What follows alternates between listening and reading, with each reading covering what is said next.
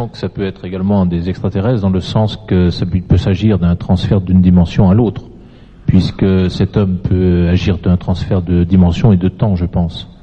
Je suis pleinement d'accord avec ce que vient de dire Alain Fauchois, et son allusion aux Atlantes me paraît aussi pertinente, car tout à l'heure je vous ai parlé de 18 races différentes qui viennent de 18 points différents. Nous avons oublié de parler des univers parallèles qui, eux, sont à côté, imbriqués dans notre matière, celle de notre univers, dans les vides atomiques probablement des constituants moléculaires de notre univers. Il est curieux de constater que sans qu'il y ait collusion, sans qu'il y ait complicité, de part et d'autre de l'Atlantique, par exemple, je rencontre des groupes de chercheurs, un peu marginaux, bien sûr, mais c'est pour ça qu'ils sont à la pointe. Cette notion d'Atlante revient de plus en plus. Je sais que Edward Casey, qu'en France on appelle Case, c'est pas Case, c'est Casey, Edward Casey, dans ses lectures, dans ses révélations médiumniques, a dit que les Atlantes se réincarnaient de plus en plus souvent. Et je crois que c'est vrai. Il existe une communauté dans le Québec dont je connais le fondateur, son nom va me revenir, Sarrazin, Jean-Claude Sarrazin, Claude Jean Sarrazin. Et j'ai rencontré une seule fois Jean-Claude Sarrazin, mais je l'ai eu 2-3 fois au téléphone avant de le rencontrer. Et un jour, je le rappelle, et c'est l'un des membres de cette communauté, pas des farfelus, hein, des gens tout à fait normaux, vivant sainement dans la nature. Et c'est un jeune, un garçon de 17-18 ans qui me répond, je ne me rappelle plus de son prénom. On bavarde un moment au téléphone et il me dit, bon, j'ai entendu parler de toi, je sais que tu as eu au téléphone Sarrazin. Et il se met à me débiter pendant plusieurs minutes ces flashs de voyance qui me concernaient, avec une précision telle que je me demandais si j'étais pas dans un studio et si c'était pas le technicien de la régie qui, à travers la vitre, me regardait, me voyait, alors qu'il était quand même à environ 180 000, disons 350 km de Montréal. Et ces jeunes gens, cette communauté, sont convaincus, à tort ou à raison, qu'ils sont des réincarnations d'Atlante. Pourquoi pas? Moi, ça me gêne pas du tout. Hein. Si on avait le temps, je pourrais vous administrer la preuve rigoureuse et matérielle de la réalité de la réincarnation. Je crois que c'est une bonne chose que a dit Alain tout à l'heure, Alain Fauchois, à propos des Atlantes. Il peut y avoir plusieurs origines différentes, c'est sûr. Moi, je pense que nous n'avons pas à avoir de crainte. Si les extraterrestres, si nombreux, viennent nous voir sur la Terre depuis longtemps, car ils ne viennent pas depuis 1947, le phénomène est infiniment plus vieux, dans un très très très lointain passé, un passé pré-biblique si vous voulez, ils étaient déjà là. On a découvert des roches gravées au Pérou, en Colombie, à Toro Muerto, qui représentent des indigènes, des autochtones de la région, qui sont parfaitement reconnaissables, hein, et à côté d'eux, des êtres plus grands, qui sont devant une machine qui ressemble singulièrement à ce qu'on appelle une soucoupe volante sur trépied, etc., avec des hublots carrés. On retrouve ça à Woomera, dans l'Australie du Sud, et on retrouve ça dans le Kazakhstan soviétique. Même chose, à l'époque il n'y a pas de télévision, pas de journaux, pas de radio. Donc s'il y a 10 000 ans, ces êtres sont venus, j'ai fait un jour dans cette salle une causerie sous l'égide de la mort, le texte sacré des extraterrestres. Je ne vais donc pas la refaire.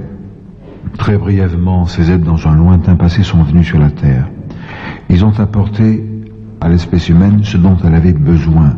D'abord, le sédentarisme. Il fallait fixer ces peuples de l'errance qu'étaient les gens de l'époque qui allaient d'un coin à l'autre, qui dans les forêts, qui faisaient la cueillette. Il fallait les fixer. Alors, c'est facile de fixer les gens. On fait comme en Russie, un goulag, et puis tout le monde est là. Hein, bon. Les nazis les avaient précédés, d'ailleurs. C'était d'ailleurs leurs alliés. Mais je crois qu'il est plus sage de les condamner par l'agriculture. On plante des graines, et si vous voulez manger, vous les cultivez. Et tous les peuples de la terre, sans exception, disent que leurs ancêtres ont reçu un don du ciel. Les dieux l'ont apporté, le blé en ce qui concerne l'ancien continent et le Moyen-Orient, le maïs en ce qui concerne l'Amérique du Sud et le riz en Asie. Il n'existe pas de blé sauvage, le blé initial à partir duquel sont nées les espèces que nous utilisons. Il n'existe pas de maïs sauvage, pas de riz sauvage. Je m'en suis rendu compte quand j'ai fait des recherches pour écrire mon premier bouquin documentaire, Les secours volants viennent de notre monde. Alors d'où ça venait? Eh bien ça venait, les légendes, les traditions sont là pour nous le dire, ça venait du ciel. Alors des êtres qui ont fait manger nos ancêtres, qui les ont mis sur une voie d'évolution, qui leur ont donné certaines directives de vie, de paix et de fraternité qu'on n'a pas toujours bien respectées, hélas. On le sait aujourd'hui mieux que personne. Ces êtres, je crois qu'ils nous enseignent une chose que quelqu'un a dit il y a 2000 ans, quelque chose de tellement simple qu'on l'a pas respecté, aimez-vous les uns les autres. Alors si au lieu de nous tendre le poing, on se tendait la main, si on passait de la société de l'avoir à la société de l'être, eh bien là je crois que ils viendraient nous tendre la main. Et si on fait pas ça, je crois qu'ils peuvent nous tendre la main pour nous gifler. Et c'est un euphémisme, et je crois qu'il faut y penser. Jimmy, notre émission vient à son terme. J'allais te demander une conclusion, et tu l'as presque donnée. Alors est-ce que tu peux en faire une très courte? Et ensuite, ce que je proposerai à nos spectateurs, c'est d'entamer un forum tout de suite après la clôture de l'émission. Ma conclusion, moi je suis manichéen. Je suis depuis longtemps, je crois qu'il y a de braves gens sur la terre. Je crois qu'il y a des canailles, et nous le savons qu'il y en a malheureusement. On sait même où elles sont, on n'a pas à les chercher longtemps. Et je crois que la terre, si dans les sociétés traditionnelles initiatiques nous la considérons comme le microcosme, c'est aussi le reflet du macrocosme. Et s'il y a des braves gens sur la terre, et s'il y a des canailles, il y en a sûrement dans l'univers. Même si ces êtres ont 1 million d'années d'avance sur nous, je ne suis pas certain que tous soient des saints, des sadhus, par exemple.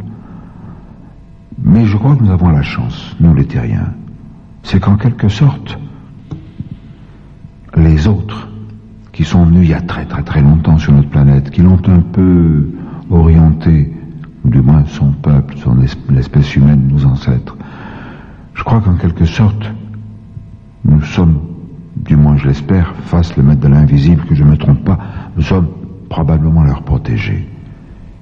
Et que, peut-être, ils nous aideraient si les autres, qui existent fatalement, les méchants, intervenaient.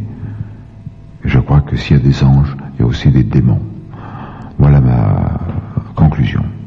Merci Jimmy, je crois qu'on peut demander peut-être très rapidement à Alain de faire une petite conclusion et puis ensuite à Michel. Tout aussi courte, s'il vous plaît, parce que notre émission n'a plus que quelques minutes. D'accord, je ne sais pas quelle conclusion je peux faire, mais en attendant ce que vient de dire Jimmy Guilleux, je me dis que dans le fond, peut-être bien que nous sommes en train de passer un examen de passage et que si nous ne le passons pas, nous ne serons peut-être plus dignes d'être les protégés de ces gens-là. J'y avais déjà pensé, pourquoi pas? Bien, ma conclusion sera que la science a encore de beaux moments à vivre et que, effectivement, le plus beau chapitre de l'histoire de l'humanité demande à être écrit à l'heure actuelle. Eh bien, nous vous remercions tous les trois, Jimmy Guilleux, Michel Mira et Alain Fauchois pour cette émission, pour avoir participé à cette émission.